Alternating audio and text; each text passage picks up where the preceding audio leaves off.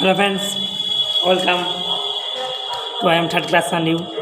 जो भी है चलो आज शुरू करते हैं बहुत ही मोटिवेशन और एक्साइटमेंट के साथ। देखो हम तो सीख ले शायद शेयर क्या है, शेयर बाज़ार क्या है, शेयर मार्केट क्या है, उसका रेगुलेशन करने के लिए कौन रहते हैं, गवर्नमेंट संस्था कौन है, सेबी कौन है, निफ्टी फिफ्टी कौन है, सेंसेक्स कौन है। जो भी है चलो आज एक टॉपिक में आता है। आज का टॉपिक बहुत मज़ेदार है।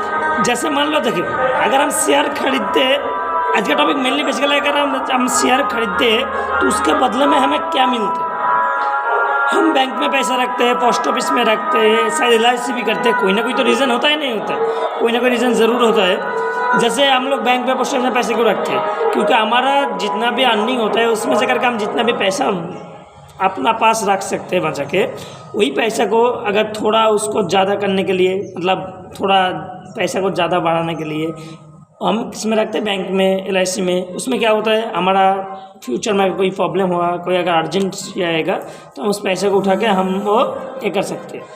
ये सुनो, तो जो भी है हम लोग LIC क्यों करते हैं? LIC इसलिए करते हैं क्योंकि हम अगर पैसे देते हैं, पैसा सबमिट करते हैं, उधर हम लोग प्रीमियम भरते हैं, उसके लिए हमें इंश्योरेंस मिलते हैं। उसका बाद क्या होता है, हमारा जब मैच्योर होता है उस टाइम एक बड़ा अमाउंट मिलता है, उसमें हमारा काम पे लगते हैं। जो भी इस हिसाब से हम पैसे इसलिए लगते हैं क्योंकि हमारे फ्यूचर के सिक्योरिटी के लिए, सेफ्टी के लिए, एंड अगर कोई ज़रूरत पड़े इमरजेंसी उस टाइम में उसको पैसे उठ सकते हैं। अभी बैंक में बोलो और पोस्ट ऑफिस में बोलो और LIC में बोलो, हम इसलिए पैसे रखते हैं क्योंकि हमारा पैसा थोड़ा ज़्यादा बढ़ जाए। क्योंकि सही बात नहीं है। देखिए, बैंक में हो, LIC में हो, किसी भी जगह पे हो, उस जगह पे क्या होता है, आपका रिस्क कम है। मानता हूँ मैं रिस्क कम है, इसलिए रिटर्न भी कम है। ये बात तो मानना ही पड़ेगा। जिधर रिटर्न ज़्यादा है उधर रिस्क भी ज़्यादा होगा, बात तो क्लियर है। तो शेयर जो मार्केट है, शेयर मार्केट में रिस्क बहुत ही ज़्यादा है। रिस्क ज़्यादा होता है, सबको मालूम है। इस हिसाब से रिटर्न भी बहुत ज़्यादा होता है। आपका मतलब जितना आप सोच पाते हो उससे भी ज़्यादा, उससे भी ज़्यादा। तो सोचो, वो टॉपिक में बाद में जाएंगे। आज से टॉपिक आएंगे, अगर हम किसी भी कंपनी के पास से शेयर खरीदते हैं तो उसके बदले में हमें क्या मिलेगा। देखिए, सबसे पहला बात मैं क्लियर कर देता हूँ। शेयर अगर आप खरीदते हो, अगर कंपनी, शेयर मतलब क्या है, कंपनी का एक हिस्सा। अगर कंपनी मुनाफा करेगा तभी जाके आपका जो आज का जो टॉपिक आएगा ये आपको मिलेगा। अगर कंपनी मुनाफा ही नहीं करेगा, आज आप गलत कंपनी खरीद लेते हो तो आपको तो मिलेगा नहीं, तो आप जितना भी पैसा लगा वो भी कम हो जाएगा। बात तो क्लियर है। क्योंकि शेयर का मतलब आप उस मतलब जो बिजनेस है उस बिजनेस का भी हिस्सा ले रहे हो। अगर बिजनेस ग्रो करेगा तो आपका भी बिजनेस ग्रो होगा, वो अगर लॉस में आएगा तो आपका भी लॉस होगा। बात तो क्लियर है। जो भी वो टॉपिक छोड़ के पहला टॉपिक में आते हैं। आज का जो मेन टॉपिक है, अगर आप शेयर खरीदते हो तो बेसिकली आपको क्या मिलते हैं। अगर आप शेयर खरीदते हो तो बेसिकली आपको कंपनी के द्वारा 4 ही चीज़ मिलते हैं। एक है डिविडेंड, आपको मैं समझा रहा हूँ क्या है, और दूसरा क्या है बोनस शेयर, है ना। तीसरा क्या है, तीसरा है आपका बोनस स्प्लिट, मतलब शेयर स्प्लिट। और फोर्थ क्या है, फोर्थ है आपका शेयर का राइट्स।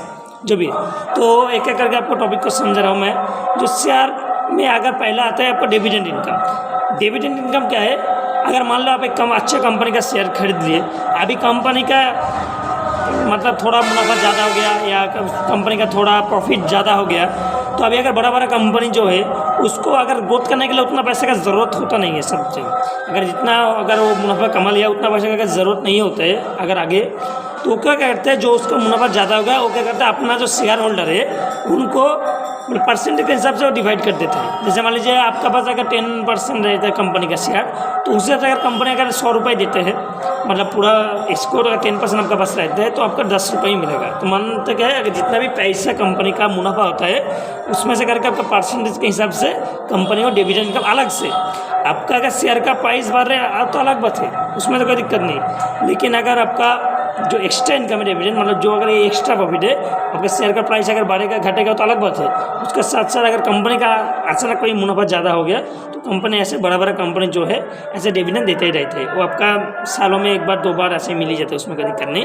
इसको कहते हैं डिविडेंड इनकम। और एक कहता है बोनस शेयर। बोनस शेयर क्या होता है, देखो भी मतलब कोई भी कंपनी का एक फेस वैल्यू रहता है। मतलब मान लीजिए एक कंपनी का जो फेस वैल्यू 10 रुपये का हिसाब से, ठीक है ना, वो डिवाइड जो भी अलग बात है, फेस वैल्यू रहता है। तो आपका बोनस शेयर है, इसको कहते हैं। मतलब मान लीजिए आपका मतलब पास एक कंपनी का 10 शेयर है, तो कंपनी आपका कैलकुलेशन कर रहे हैं, जो कंपनी का मतलब मुनाफा तो ज़्यादा हो गया, कंपनी सोच रहा है उसका शेयर प्राइस थोड़ा ज़्यादा हो गया, तो क्या करते हैं आपको वो कंपनी उस शेयर प्राइस को थोड़ा घटा के आपको बोनस दे देते सर। मान लीजिए आपका देखिए आपके पास 100 रुपये का शेयर है, एक शेयर आपके पास 10 शेयर है, कंपनी अगर सोच रहा है इसको हम 50 रुपये करेंगे शेयर का प्राइस, तो क्या करते हैं आपका पास 100 शेयर है उसको 200 कर देते हैं। इसमें क्या होता है, इसमें आप सोचेंगे आपका तो लाभ कुछ नहीं हुआ, क्योंकि आपका जितना का मतलब शेयर है पैसा तो उतना ही आ रहा है। लेकिन इसमें क्या होता है, अगर कंपनी का प्राइस अगर कम हो जाएगा तो जो रिटेल मार्केट में जो है हम देखो, एक बार एक कंपनी का एक शेयर का प्राइस अगर 1 लाख होगा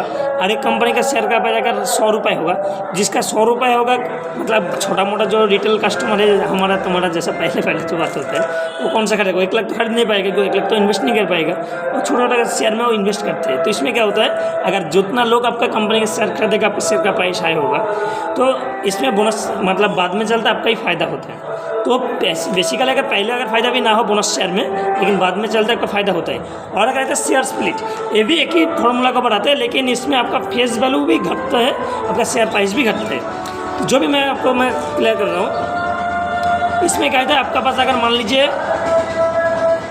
10 फेस वैल्यू का अगर आपका पास 10 शेयर है, अगर कंपनी ने सोचता है हम फेस वैल्यू उसको 10 को हटा के 1 कर देंगे, तो उस हिसाब से अगर 10 फेस वैल्यू का हिसाब से अगर आपका पास 10 शेयर रहता है, तो उसे अगर 1 कर देंगे तो आपका पास ऑटोमेटिकली शेयर वो 100 आ जाएगा।